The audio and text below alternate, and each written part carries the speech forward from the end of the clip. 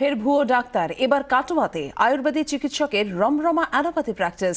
ডাক্তারবাবু আবার নিজেকে সরকারি স্বাস্থ্যকেন্দ্রের মেডিকেল অফিসার বলে দাবি করেন, কিন্তু সেই স্বাস্থ্যকেন্দ্রের তো কোনো অস্তিত্বই নেই। 24 ঘন্টায় পর্দা ফাঁস হতেই চেম্বার বন্ধ করে চম্পট দিয়েছেন ডাক্তারবাবু। কাটোয়ার কাছারি মোড়, ব্যস্ত রাস্তার পাশে বিশাল সাইনবোর্ড, চেম্বারে রমরমিয়ে প্র্যাকটিস। কিন্তু ডাক্তারবাবুটিকে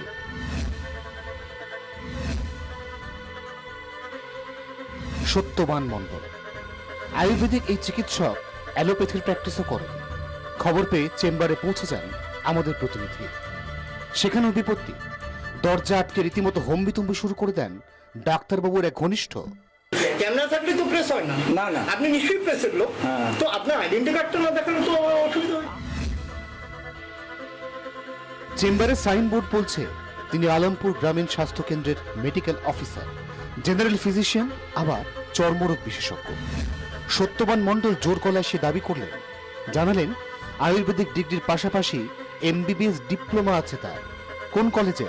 ক্যামেরার সামনে কলেজের নাম মনেই পড়ল না। JB রায় মেডিকেল কলেজে, ওয়েস্ট বেঙ্গল গভর্নমেন্ট। আসাম থেকে MBBS ডিপ্লোমা, এটা তো আমি পরে করেছি। কিন্তু এখন আপনি আপনারা যেভাবে বলছেন আমি ঠিকানা ভুলে গেছি। একটা হেলথ সেন্টার যেটা আছে, সাব সেন্টারে আমি আমার পঞ্চায়েত অফিসের পাশেই, সেখানেই আমি থাকি, সেখানেই বসি, এবং সেখানে আপনার অ্যালোপ্যাথি মেডিসিন থাকলে মানুষের প্রয়োজনে তো দিই। আয়ুর্বেদিক ডিগ্রি নিয়ে অ্যালোপ্যাথি চিকিৎসা, এমনটা হয় নাকি? এলোপ্যাথি ওষুধ প্রেসক্রিপশন করা বা ট্রিটমেন্ট করে এলোপ্যাথিক ওষুধ শুধুমাত্র লাগাতার দিয়ে দেওয়া, এর আইনগত নৈতিক অধিকার নেই। জেনারেল ফিজিশিয়ান তাকে লিখতে হবে, আয়ুর্বেদিক ফিজিশিয়ান লিখতে হবে, বা হোমিওপ্যাথিক ফিজিশিয়ান লিখতে হবে। ডাক্তারবাবু নিজেকে যে স্বাস্থ্য কেন্দ্রের মেডিকেল অফিসার বলে দাবি করছেন, সেই স্বাস্থ্য কেন্দ্রটাই তো নেই। বর্ধমান জেলায় আলমপুর গ্রামীণ হাসপাতাল বলে কোনো হাসপাতাল আমাদের এখানে নেই।